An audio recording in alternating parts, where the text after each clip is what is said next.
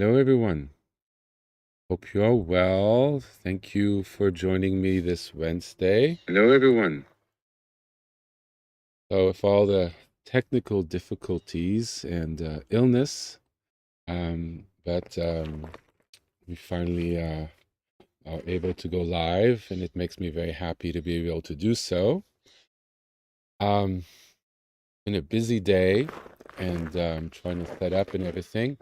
I'm going to take one moment and sort of center, and then we'll begin.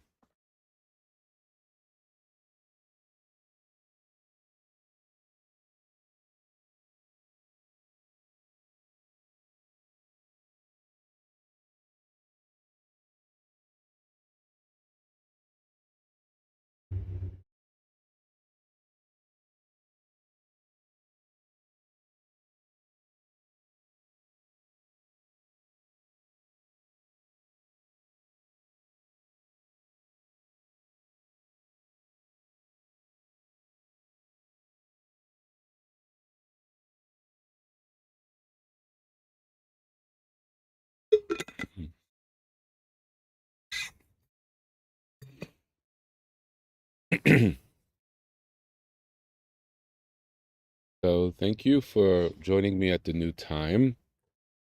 This will probably be the time going forward for a little while. This is worldwide, so it'll be good for some people, not so good for others. It's basically the best time for me. 7 p.m. is no longer possible, so 4 p.m. works well. And regardless, it's always recorded and on the website for people to listen to on YouTube. So,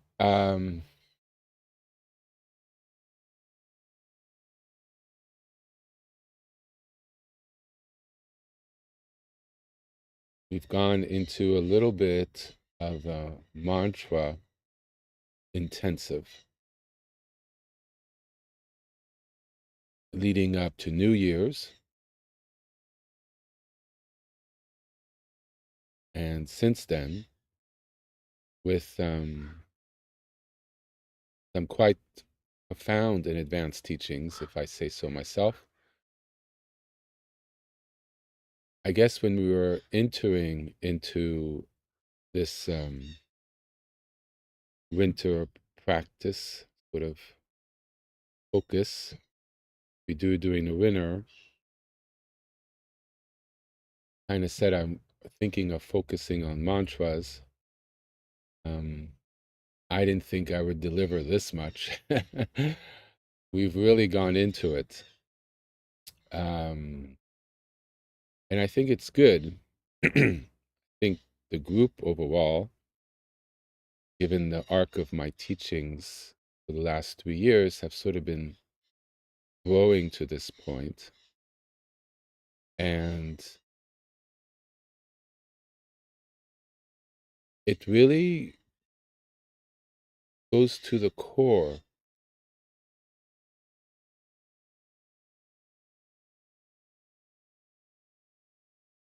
of what we're trying to do.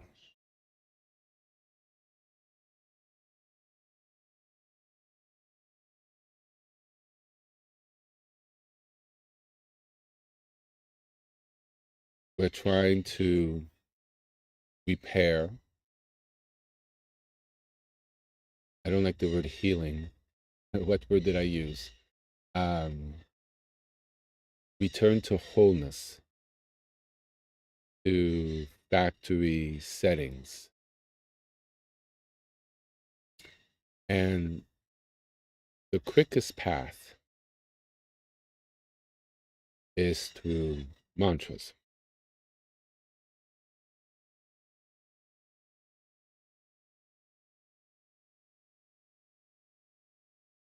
Because ultimately, what we have is energetic disconnects,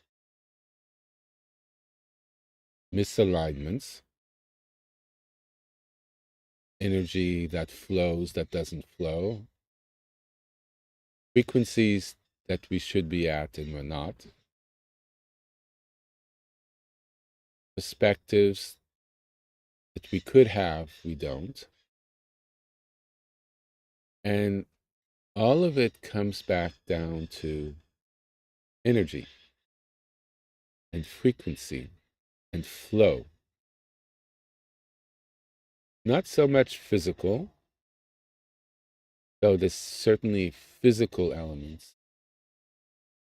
It's more a flow of energy that's within us, outside of us, and how we relate to it, and how that energy influences our minds, our thoughts, our emotions, excuse me, which in turn influences our actions.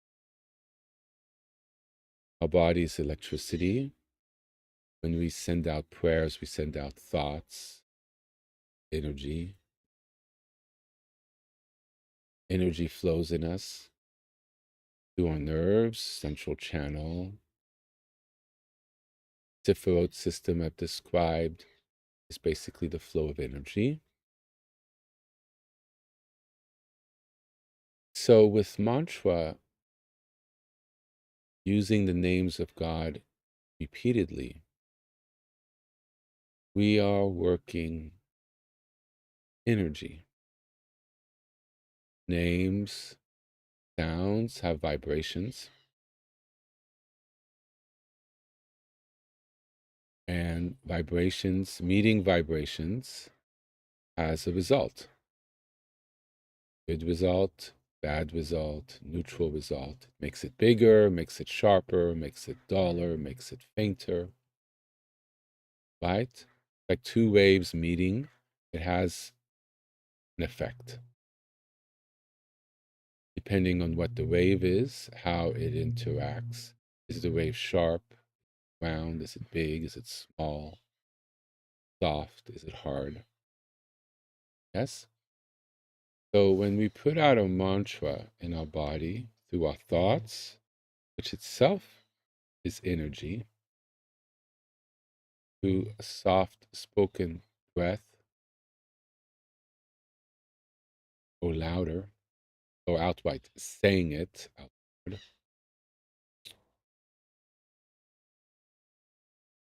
we put out a wave. Sound is a wave of energy that hits our eardrums and creates, I think, an electrical impulse that goes to our brain, and we hear sound. What it is it's a wave of sound energy that comes at us. When we say a mantra, it has a frequency. It has a home. Our home are the names of God based out of the Torah. They're names of God, attributes of God. They're written in the holy text. So it's grounded in wholeness. 24 karat gold carries great blessings. So they have an energy of wholeness, of healing, wisdom, of knowledge, of whatever it encounters, it manages it perfectly. So if it needed to be sharp when it encountered something, the mantra will encounter it sharply. If it needs to be dull to encounter something, for it to have the right effect to it, it would be dull. It changes shape. It's blessed. Why we use the names of God. It adapts to what's needed. That's why we could say the same name for many different things, or we have a name for something for certain things. And it could be different for different people. And some names work for some not for others. It could be personal, the way it sounds, jives with some people, doesn't jive with others. Or it's not the frequency for the moment. It might be a little too intense or a little too sharp, the name, or needs something a little softer, and it could be personal and felt, or just feeling that something else is suitable. But regardless, the names are very intelligent. We don't have to direct the name, we just say it. Our job when we say mantras, when we pray mantras, is to just say the name. Very easy. We don't need to think about it.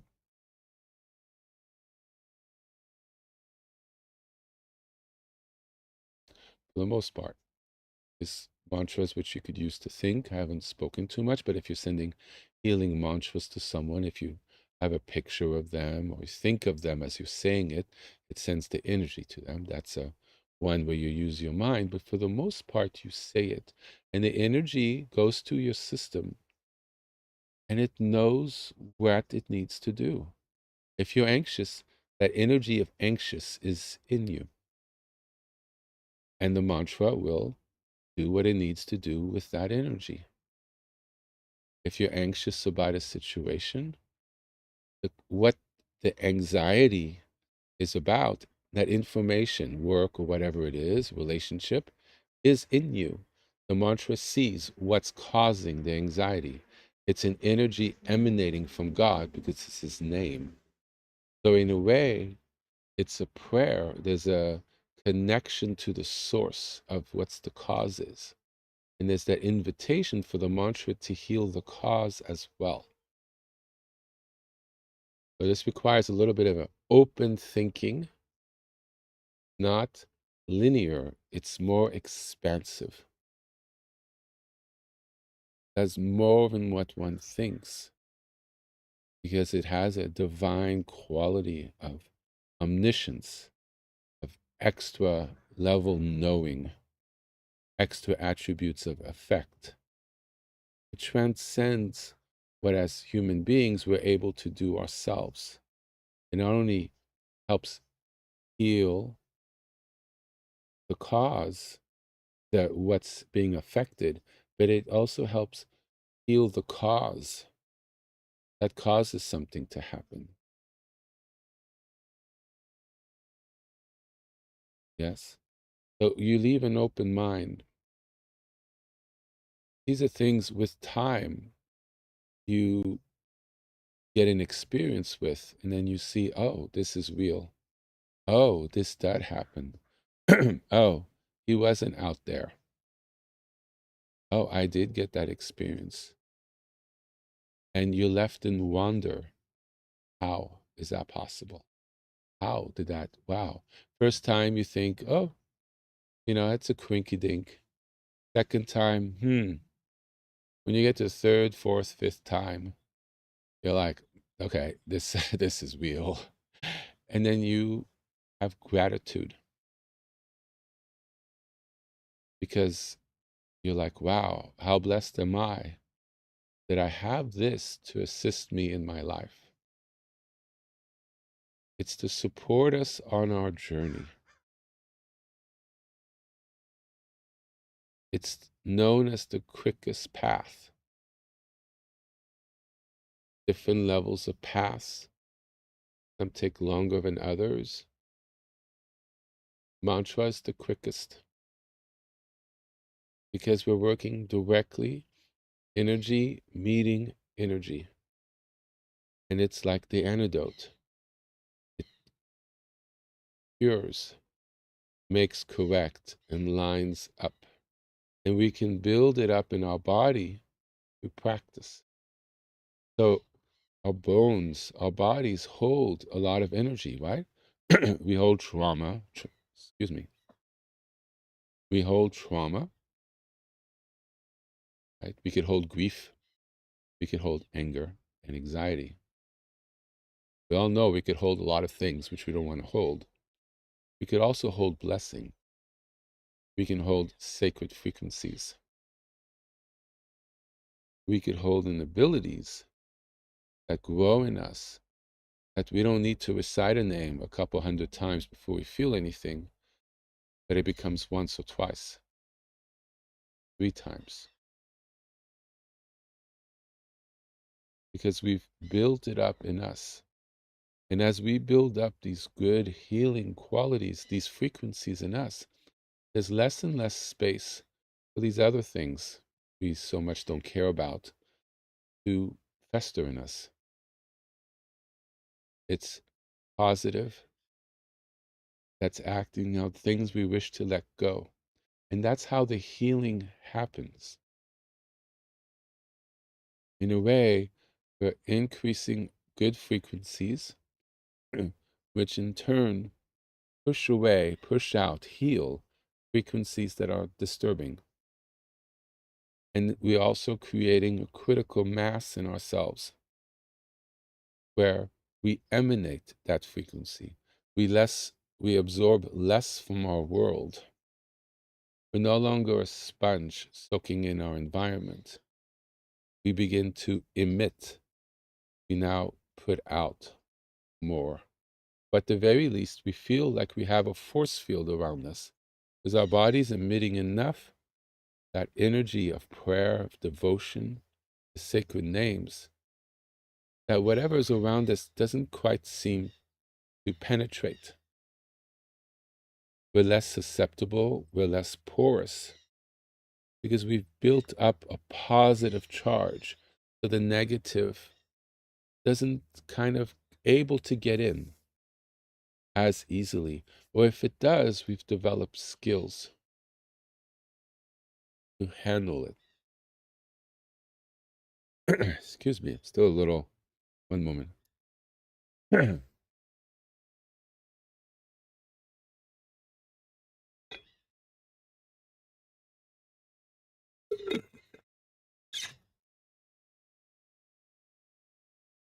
Still recovering a little bit from the cold that's going around. So that's a little bit how it works.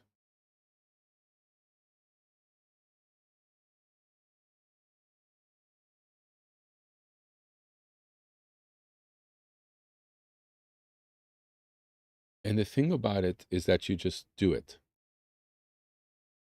You clock in the time. And the space, the speed you do it at, kind of how you feel. Now, we've worked on 2 new ones. Well, we've done them in the past, but I've added a walking component. And I'm sorry that the audio wasn't very good, but I kind of wanted to put out the instruction, and I think it was understandable, clear enough to be understood. I was looking for a mantra that was peaceful. And I went through a whole bunch in my mind, and they all sort of too much oomph. Like Yahweh Ori practically blew out my fuses. It was a bit much for that moment. And then I remembered Yahweh Shalom. And I'm like, oh yeah, we did that one. And I did it, and it just felt like, oh, because I was doing it while walking. And I'm like, and I haven't done a walking mantra practice in, well over a decade. And longer than that. And I was like, wow, this is perfect for this practice. When you do a walking, it's, I did do some walking recently, and I did come up with Yahweh Shahina. That was a pretty good one. But it, it's something you could just do while walking. You're at peace, you're in a peaceful setting. And we were doing a lot of discussion on settling, relaxing, coming back to center. And I'd been contemplating teachings on that. And I'm kind of glad I haven't been able to get online as much, because it gave me an opportunity the last 2, 3 weeks on fine-tuning on what I want to say and contemplating nature of mantra and realizing that HP Shalom in the teachings had gotten to a place where I could actually teach this stuff at a level I always wanted to teach it at. I thought it would take 5 years. We did it in 3, and I think that's really amazing. I think it has a lot to do with a lot of you guys because have done the practice, and I could feel it, and therefore these possibilities open up to kind of really go there. Because when we do this, we're really talking about our core. How to anchor ourselves in something that's real and go through, beneath, and through the stuff that agitates or keeps us from enjoying or truly seeing what's in front of us. Kind of go beneath that sort of ground surface of ourselves, the parts of us that are very alive, very vital, very aware, that need daylight. And all it is an ability to calm and to sink down and to live from these deeper layers within us, to get through the old paint and everything else, to, that walk of that inner temple within us. The muck of the stained glass, of all the soot on top of the stained glass, and the bird poop, and the dust, and the dirt, and everything else, to the clean glass beneath. And being able to radiate from that clarity, in a way, it's just sinking deeper in. Not so much a reaching out like people think. It's almost going through something. And I've used this example before. One moment, my nose. I like Star Trek. So people have seen Star Trek. They're going through space, right? And they hit this nebula, right? This wall of gas, right? And they have to go through it. In many episodes, they've encountered this thing. And as they're going through it, the ship is shaking, right? Things are exploding. They're not sure if they're going to get through it, right? It's dense. And then they get to the other side. And it's smooth and calm, and they're in a whole new space. This is a little bit of what we're doing. That gas, the cloud, is sort of where everything we're dealt with, born into, dealing with, where we are, the imperfections, places where we need to find wholeness, or don't even realize it. Just thoughts which we think are correct, which are not, limited, but we think they're not limited. We have no knowledge of anything other. Everything that's sort of there. And what we're doing is we're going through by sinking deeper. And it necessarily doesn't have to toss us and turn us and everything. It's just a simple letting go and just allowing our body to sort of, in our consciousness, to sink to deeper levels. Just like the ocean, the waves, the storms, choppy seas, the rain, hurricanes are on the surface. When you go below the ocean, it's very calm. It's very vast, actually very alive, big, and there's peace. And that's with us. One of the most profound practices is to do a practice like Yahweh Shalom, or as I mentioned, Yahweh Vahe Shalom. Two names of God, the same name pronounced differently, very sacred, use them reverently, not to be abused, or a name that you choose to use. Adonai, Hashem, Abba Shalom.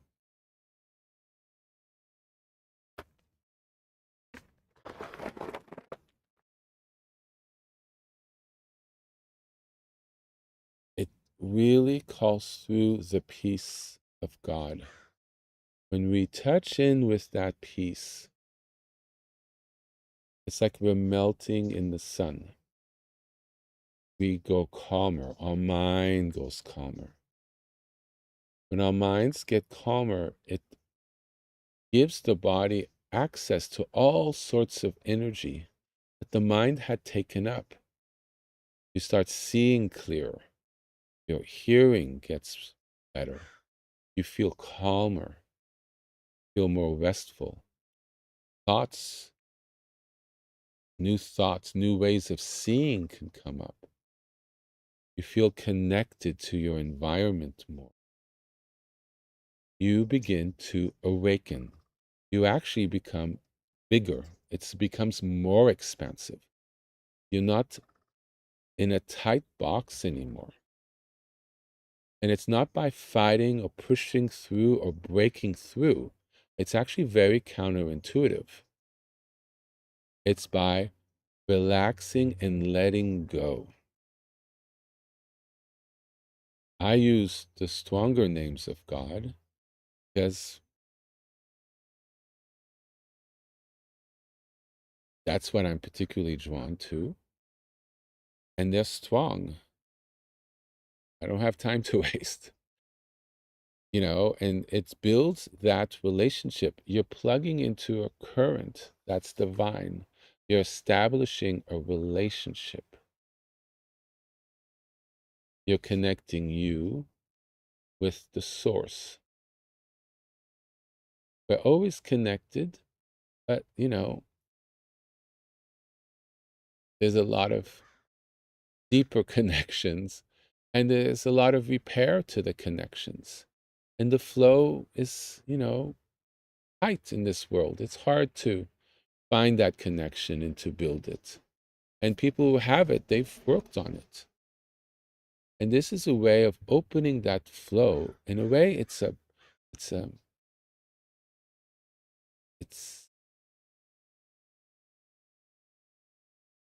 well, use a metaphor from another tradition. It's a nectar. It's a pure, vibrant inner fruit of goodness and in healing, flow of 24 karat gold. And when we bring in that peace of God, the wisdom of God, the knowledge of God, but it's really the peace, the shalom, and we relax into it, it's profoundly healing.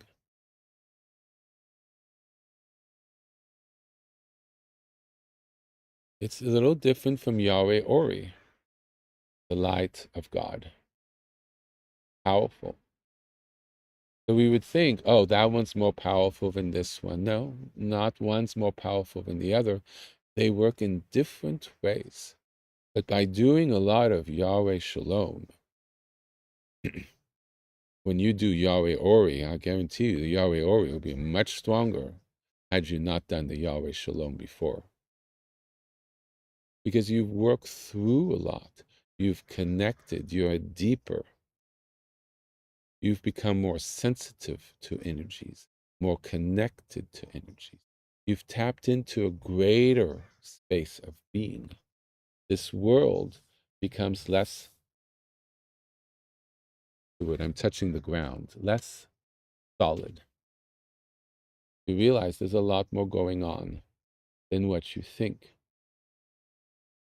And you feel more alive, feel more engaged. The world feels less dead.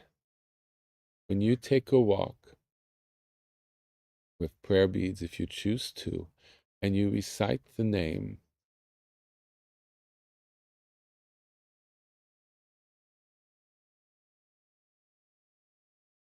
you can feel an openness happen.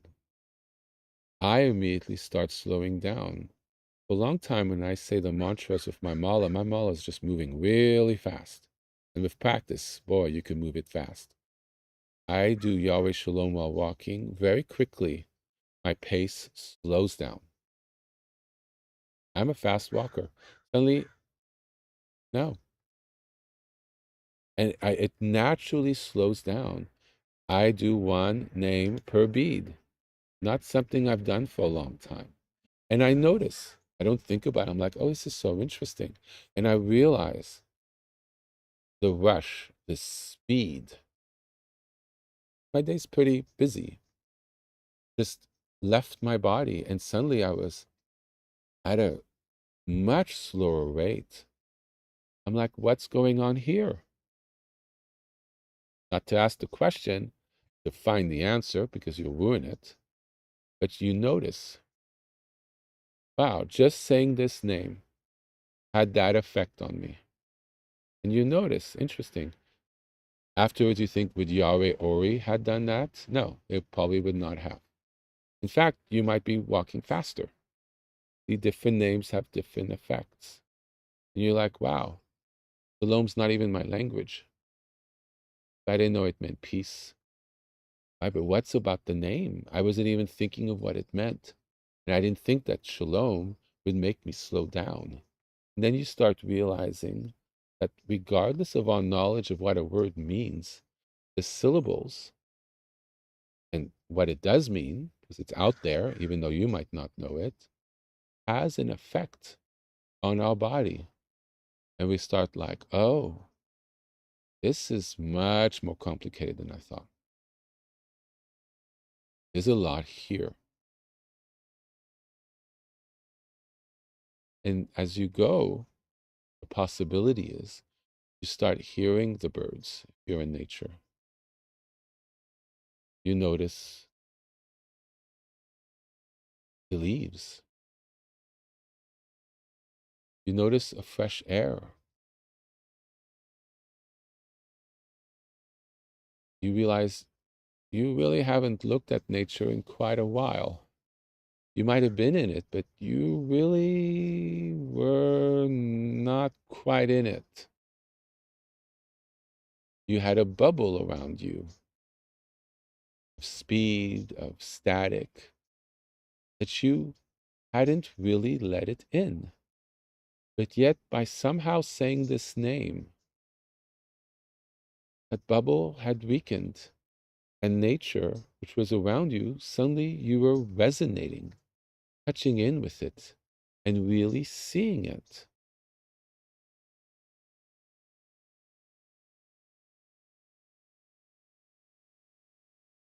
And what happened? One thinks about it, there's a pressure in us that sort of relaxed. That bubble that kept everything sort of out there collapsed in. And what was out there suddenly came in here. And the name caused this real profound relaxation. This is a possibility that I offer as something some of you may have experienced. And the act of walking was no longer the act of walking. Because had you walked not saying the name, that isn't the normal walk that you normally have.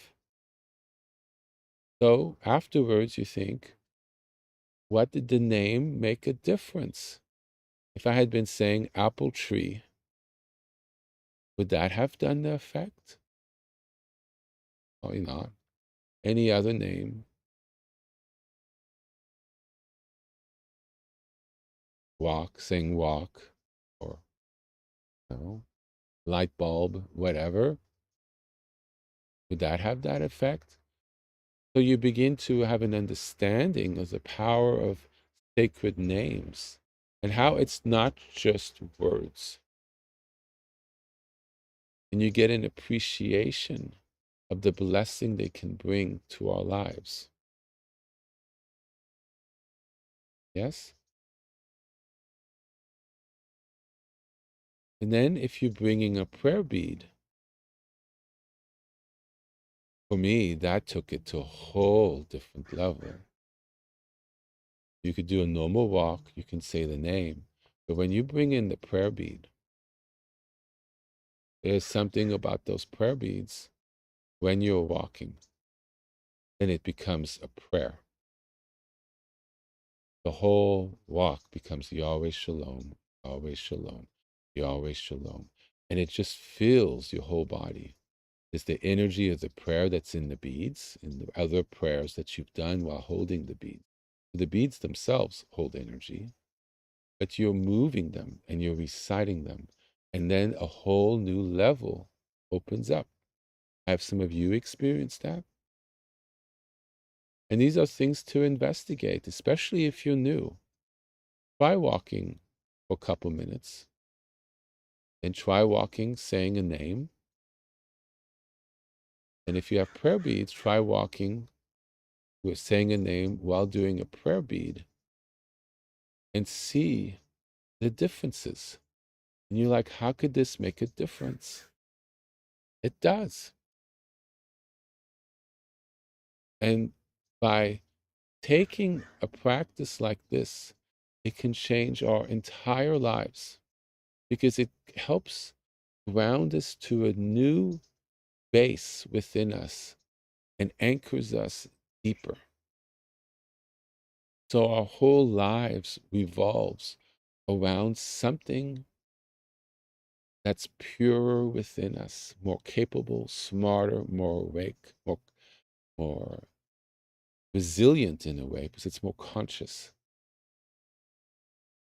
less deadened, less reactive, less traumatized. And something like Yahweh Shalom puts a field of that energy into our bones, into our minds, that we create that energy of calm around us. So when we enter an environment that's more turbulent, aggressive, or busy, it doesn't affect us as much. People meet us, they get immediately calmer because we're not bringing that speed and agitation to that meeting. We're actually bringing serenity and calm to it because we've bathed in those currents. That's the power of mantra. Yes. After a while, I switched to Yahweh Shalom. It had a different effect. Interesting. And I wanted to share something else. And I share this so you have an idea of what you can investigate, what you might find or not find, and how to go about to have an understanding. I'm very intellectual, as you can tell. I like to understand. So my confidence isn't based on recklessness. It's based on study and my experience and being very careful as I progress. You do the practice, and then afterwards, you're like, what was that? This was different. That was different. Why? And you gained faith. And I noticed something that I always use prayer beads on the right hand. Always. I've used prayer beads for 20 years now. Always. I switched for the first time in my life when I did Yahweh Shalom. I switched the beads to my left hand. And boy, that was something. I really felt that. And I was very surprised. The left hand never really did anything for me, always the right. Energy comes into the body through the left hand. leaves through the right hand. Additionally, a lot of people use prayer beads through the left hand. I do it for the right hand. I'm very sensitive energetically. Sending it through my right hand puts it through my energy field in my body, and it comes in and it comes back out. And that works really well for me, like really well. I really like that.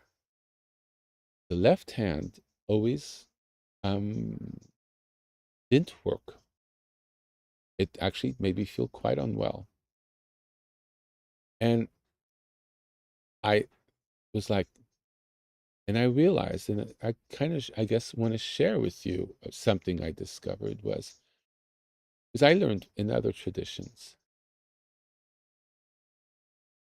they never felt right coming in some deep way, because I never did them on the left hand. When I did Yahwéh Shalom, I felt I was pulling the name in me by doing it on the left hand. With each bead, as I said the recitation, I was bringing the blessing of God into my body by pulling in with the bead, which is the way it was. I remembered it straight out of the book from, I don't know, 20, 25 years ago, is how it was described on the left hand. You're pulling in the blessing. It's never how I did it.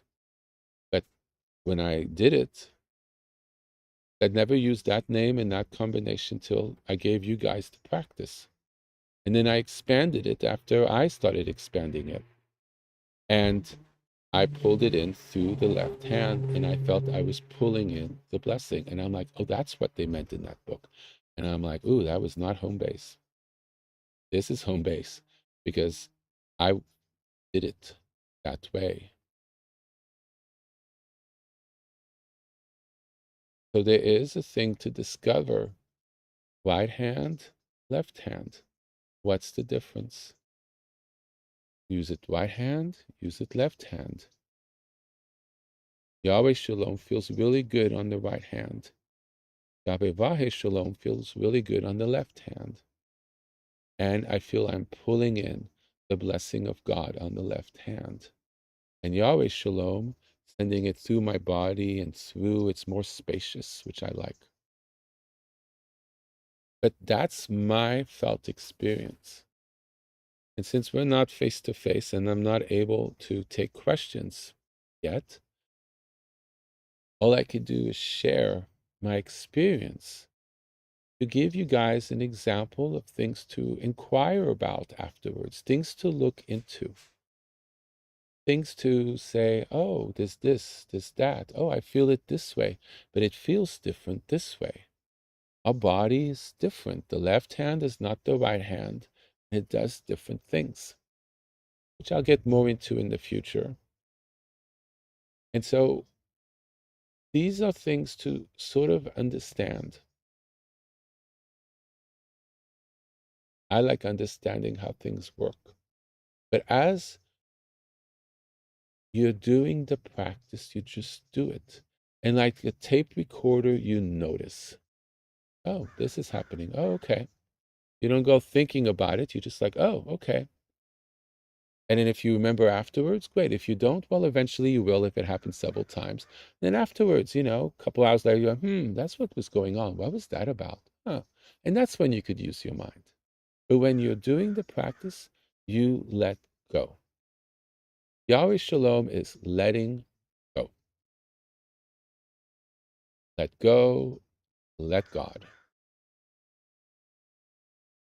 We hold on to the level to where we are.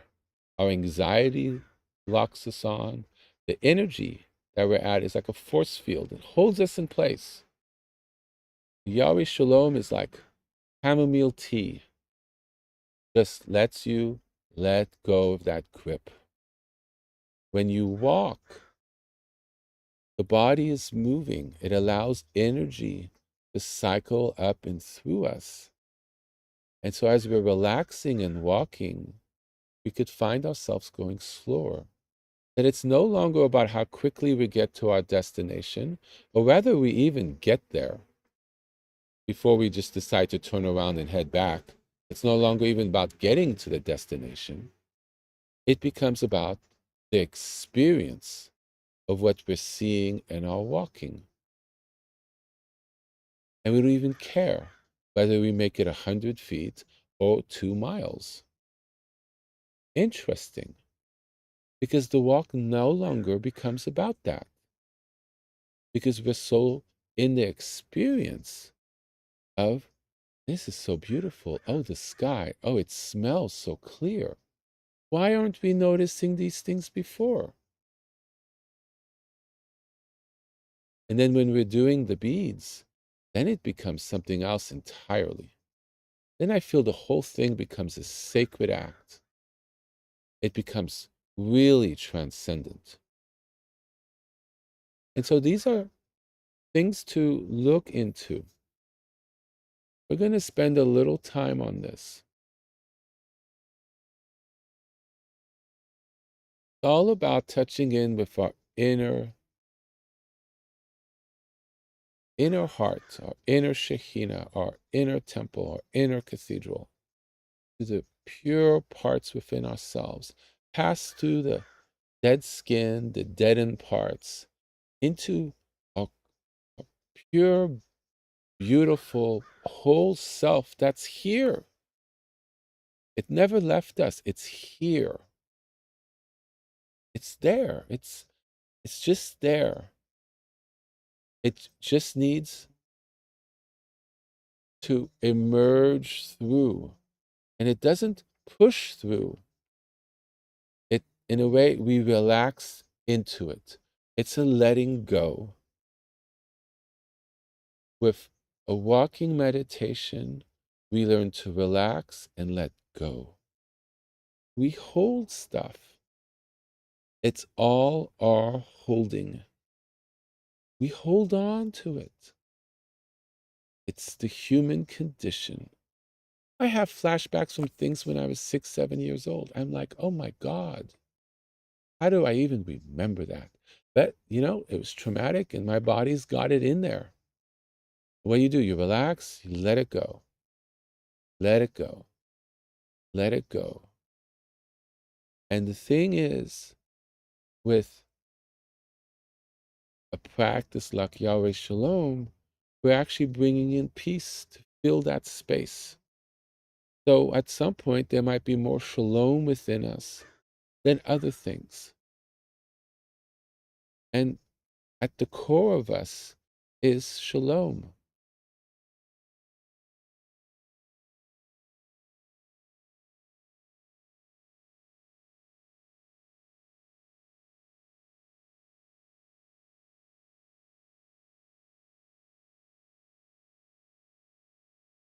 Yeah. At the core of us, there is shalom.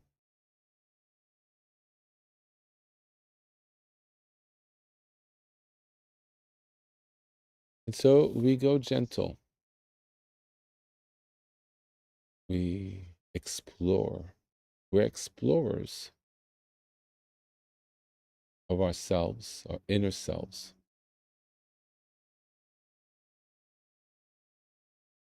We're inner explorers.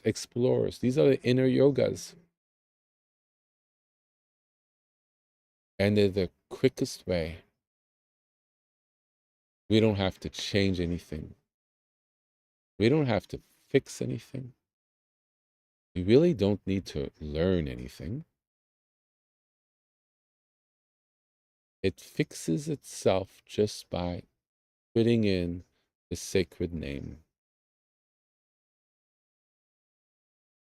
A different way of understanding the spiritual path. It's a different way of walking the spiritual path. Of course, we could bring in learning and everything else and working on ourselves and all of that, wonderful. But from this perspective, it's mantra first, mantra in the middle, and mantra last. All about the mantra. The mantra takes care of it all. True mantra is knowledge. True mantra is change of conduct and behavior and ethics. As we heal our energy, naturally we act differently, we think differently. It's a different way of seeing the path. I like layering things, but with mantra, there's nothing to fix and there's nothing to learn. I don't want to go too far. The mantra fixes, the mantra teaches, the mantra brings back to life. It unlocks. There's a reliance on the sacred names that's really, really great.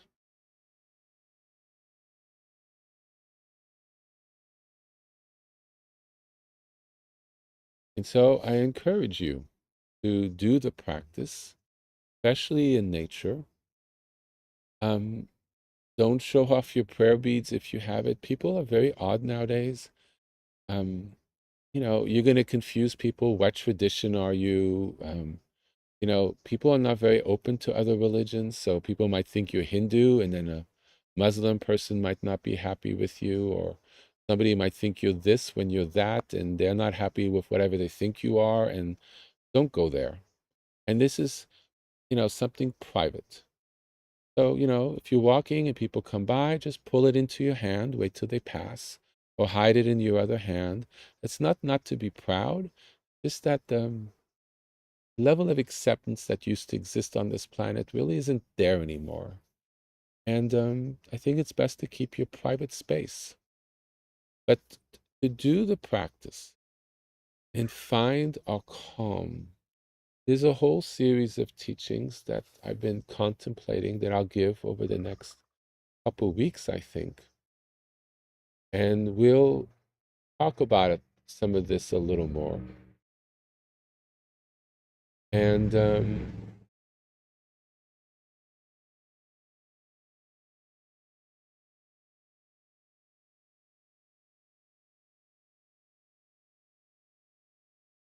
then I think that's all I want to say today.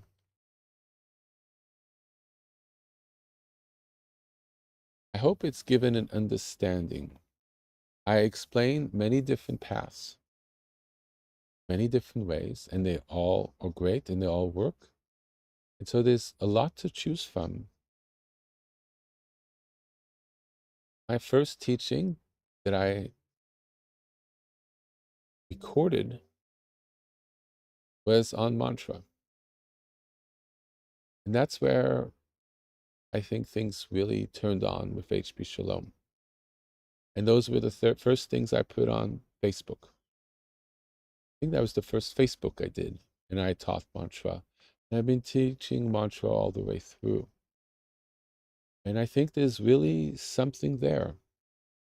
And so if people are new, feel free to explore the whole PDF with many different names on the archives website, as well as the Wisdom of the Shalom website. And find ones that work for you. I think this coming year, we're going to work more on practice of mantras a lot. There's a lot of strength and wisdom we can get from it. And they transport us. On the syllables and sounds of mantra, we are carried to different ways of being, different ways of seeing, of feeling, experiencing, and of living life that I feel is very much in touch with how we would want to experience life and how we were meant to experience life. It's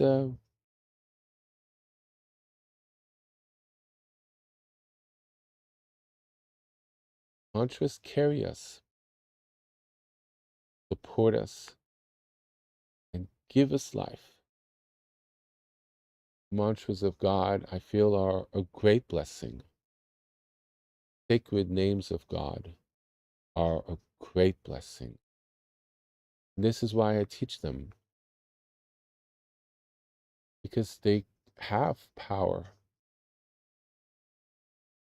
and they were told to us by Him for us to say them and to connect with that sacred energy of divinity and bring it into our lives. Allow it to course through our bodies and bring us home and help us have better lives while we're here. Amen.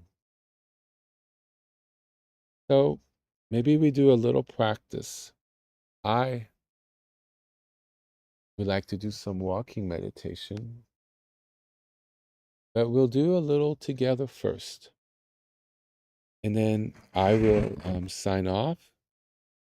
And those who have a garden or a place to go outside or even in your home, just walk in a circle or somewhere up the neighborhood. Um, just watch showing off those prayer beads. You just got to stay safe out there. And then you invite questions. And, even if you're Jewish, I don't think prayer beads are that common. And unless you want to explain everything, which, well, more power to you. But I mean, it's not usual. Somebody might think you're Buddhist or Hindu, and then that could cause problems if you're in a community that's not about that. So, but do the practice, and we'll do it kind of together around the world.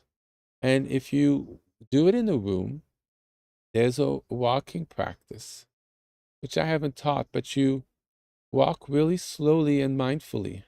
A step could be very, very slow, and you move your foot not too far in front of the other.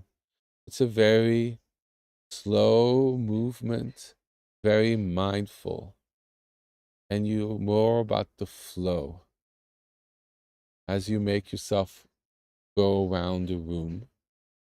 It's a way to steady the mind, to slow us down, to make us mindful of the speed and have us downshift a little bit.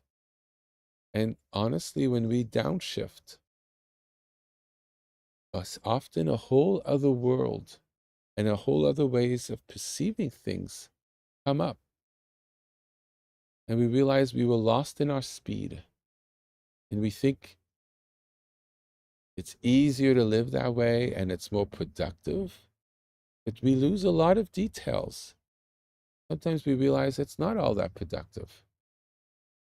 And why not slow down? Why so much speed? And it gives us like that cool sip of water.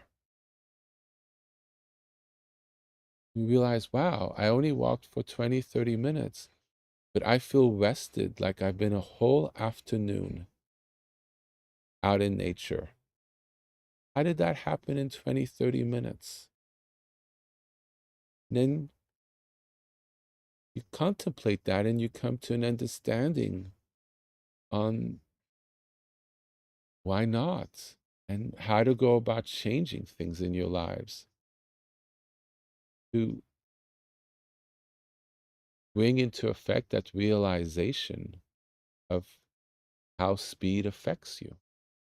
And then you start living a little differently in a more wholesome way. You might find your blood pressure goes down. You might find you're less of a compulsive eater that came from anxiety. Things start shifting because all of this works directly with our energy. So by relaxing and letting go and allowing our minds to open, when we relax, our minds actually open, interestingly enough. The tightness relaxes and things rise, frequency goes up, interestingly enough. when we do this practice. And then it's sort of a dawn of a new world in a way. So let's do it a little bit together for a couple minutes.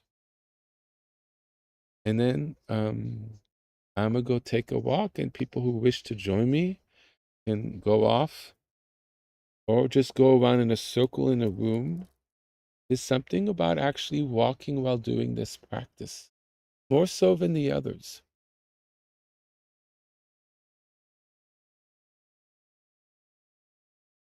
So if it's okay with you, we'll start with Yahweh Shalom. For some people, it's not acceptable to say Yahweh Vahe Shalom. And that's okay. You could say Hashem Shalom or Adonai Shalom. You know, I use it very reverently in a sacred intent. But for some people, the name's considered too holy to say. And I respect that. But from my perspective, because it is holy, is why I say it. Because to tap into that holiness and that sacredness is a great blessing to help us connect with that, to better ourselves, so we could better live our lives and how we affect others in better ways. It helps us become better women and men and children of God, I believe. And each name has a special blessing. So why don't we start? We'll just say it together, and why don't we all say it out loud? Why not, huh? So, excuse me. Actually, I'm gonna grab a little water before I start. One moment.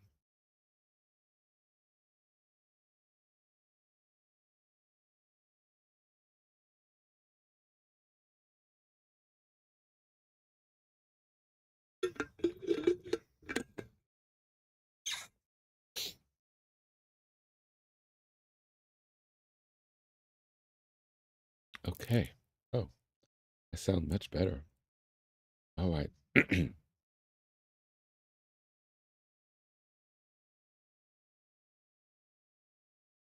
Always shalom.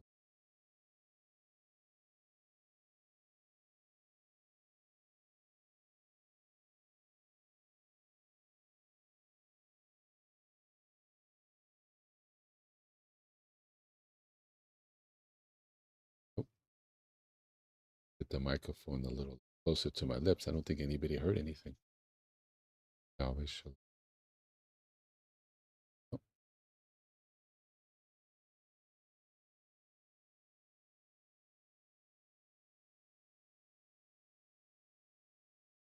hello. Always shalom. Always shalom. I think I have the noise gate a little too. I'm gonna have to say it louder than I do, but otherwise I don't think you hear me. Yahweh Shalom, Yahweh Shalom, Yahweh Shalom, Yahweh Shalom, Yahweh Shalom, Yahweh Shalom, Yahweh Shalom, Yahweh Shalom, Yahweh Shalom, Yahweh Shalom, Yahweh Shalom. You have to say it softly, and I have the setting of the microphone to block out sounds, and it's not quite. Um, one moment. I want to say this right. Can you? One moment, please. I apologize.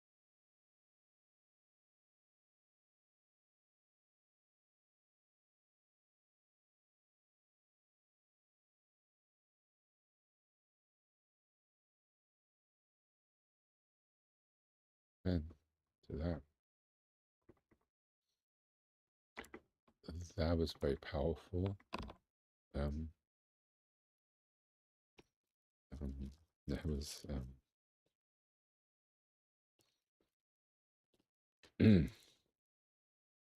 wow. So, my friends, that's the power of mantra. And this is why we use the sacred names of God.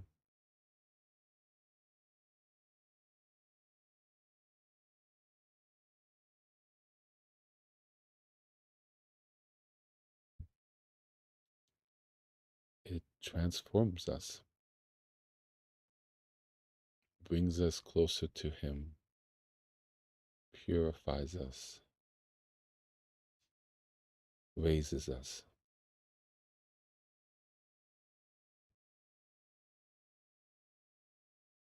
brings us closer to Him, and helps us see the magic of being alive in our world and experience it in a more in a way that He meant for us to experience it.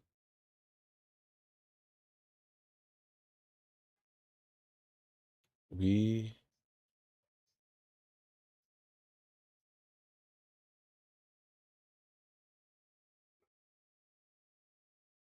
we are an ark,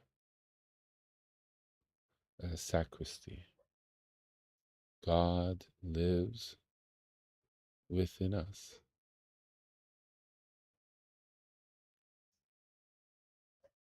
We are the living breath of of Shekhinah at our purest. As we grow closer to Him, we are truer to our true selves. We walk in a better way. We live better. And we are ever more worthy to be called His children. May we forever be blessed. Amen. Thank you for joining me today. Look forward to being with you all on Sunday. And the time may change a little bit, 8:09. We'll see. And if people who would like to join me for another 20, 30 minutes, we'll connect as we walk. Thank you so much, and have a wonderful evening or morning or midday or midnight or whatever you are at your time. Thank you, my friends. Until later. Bye-bye.